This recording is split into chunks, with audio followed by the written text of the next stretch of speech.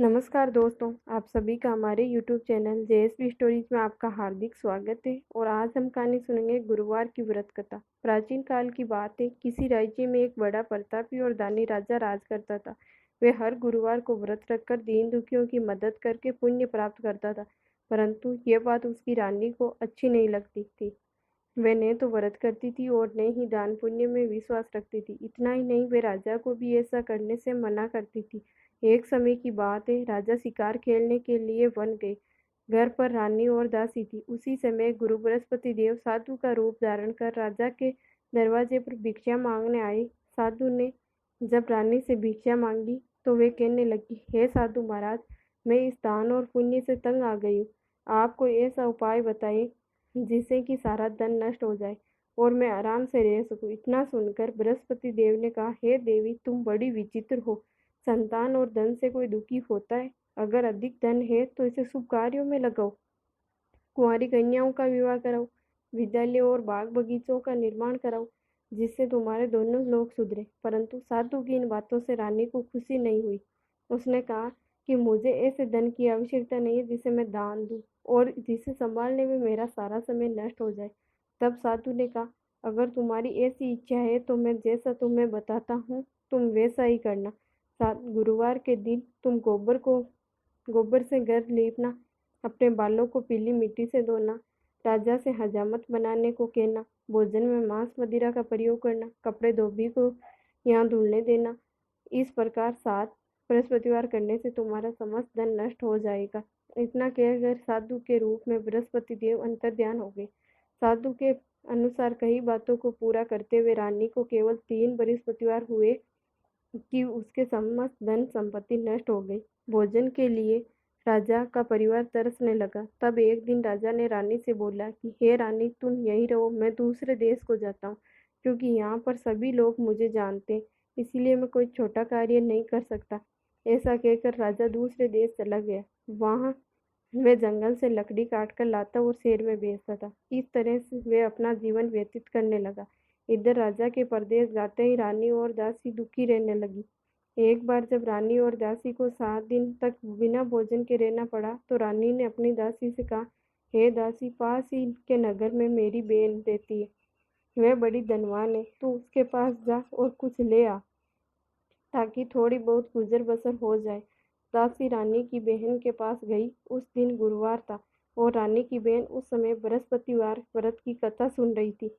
दासी ने रानी की बहन को अपनी रानी का संदेश दिया, लेकिन रानी की बड़ी बहन ने कोई उत्तर नहीं दिया। जब दासी को रानी की बहन से कोई उत्तर नहीं मिला तो वह बहुत दुखी हुई और उसे क्रोध भी आया। दासी ने वापस आकर रानी को सारी बात बता दी। यह सुनकर रानी ने अपने भाग्य को कोसा। उधर रानी की बहन ने सोचा कि मेरी बहन की दासी आई थी, परंतु मैं उससे नहीं बोली और इससे वह बहुत दुखी हुई होगी। कथा सुनकर और पूजा समाप्त करके वे अपनी बहन के घर आई और कहने लगी, हे बहन, मैं बृहस्पतिवार का व्रत कर रही थी। तुम्हारी दासी मेरे घर आई थी, परंतु जब तक कथा होती है तब तक न तो उठते हैं और न ही बोलते, इसीलिए मैं नहीं बोली। बताओ दासी क्यों आई थी? रानी बोली, बहन, तुमसे क्या छिपाऊं, हमारे घर में खाने तक को अनाज नहीं है। ऐसा कहते कहते रानी की आंखें भर आई। उसने दासी समेत पिछले 7 दिनों से भूखे रहने की पूरी बात अपनी बहन को बता दी। रानी की बहन बोली, देखो बहन, भगवान बृहस्पति देव सबकी मनोकामना को पूर्ण करते हैं। देखो, शायद तुम्हारे घर में अनाज रखा हो। पहले तो रानी को विश्वास नहीं हुआ, पर बहन के आग्रह करने पर उसने अपनी दासी को अंदर भेजा तो उसे सचमुच अनाज से भरा एक घड़ा मिल गया। यह देखकर दासी को बड़ी हैरानी हुई। दासी रानी से कहने लगी, हे रानी, जब हमको भोजन नहीं मिलता तो हम व्रत ही तो करते हैं, इसीलिए क्यों न इनसे व्रत और कथा की विधि पूछ ली जाए ताकि हम भी व्रत कर सके। तब रानी ने अपनी बहन से बृहस्पतिवार व्रत के बारे में पूछा। उसकी बहन ने बताया, बृहस्पतिवार के व्रत में चने की दाल और मुनक्का केले की जड़ से अर्पित करे तथा दीपक जलाए, व्रत कथा सुने और पीला भोजन ही करे। इससे बृहस्पति देव और भगवान विष्णु प्रसन्न होते हैं। व्रत और पूजा की विधि बताकर रानी की बहन अपने घर को लौट गई। 7 दिन के बाद जब गुरुवार आया तो रानी और दासी ने व्रत रखा। वे गुड़ साल में जाकर चना और गुड़ लेकर आई। फिर उसने केले की जड़ तथा विष्णु भगवान की पूजा की। जब पीला भोजन की चिंता को लेकर दोनों बहुत दुखी हुई, क्योंकि उन्होंने व्रत रखा था, इसीलिए बृहस्पति देव उनसे प्रसन्न थे।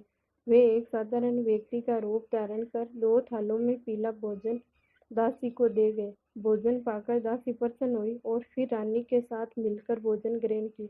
उसके बाद वे सभी गुरुवार को व्रत और पूजा करने लगी। बृहस्पति देव की कृपा से उनके पास फिर से धन संपत्ति आ गई, परंतु रानी फिर से पहले की तरह आलस्य करने लगी। अब तब दासी बोली, देखो रानी, तुम पहले भी इस प्रकार आलस्य करती थी, तुम्हें धन रखने में कष्ट होता था, इस कारण सभी धन नष्ट हो गया, और अब जब देव बृहस्पति देव की कृपा से धन मिला है तो तुम्हें फिर से आलस्य होने लगा है।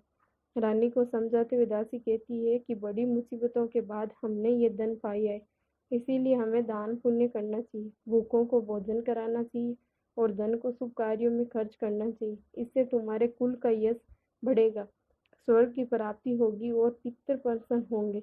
दासी की बात मानकर रानी अपना धन शुभ कार्यों में खर्च करने लगी। इससे पूरे नगर में उसका यश बढ़ने लगा। बृहस्पति व्रत कथा के बाद श्रद्धा के साथ आरती की जानी चाहिए, जिसके बाद प्रसाद बांटकर उसे ग्रहण करना चाहिए। और ऐसी कहानियाँ सुनने के लिए हमारे यूट्यूब चैनल जेएसपी स्टोरीज को लाइक एंड सब्सक्राइब जरूर करें एंड बेल आइकन बटन जरूर दबाएं, जिससे ऐसी कहानियाँ आपके पास पहुंच सके।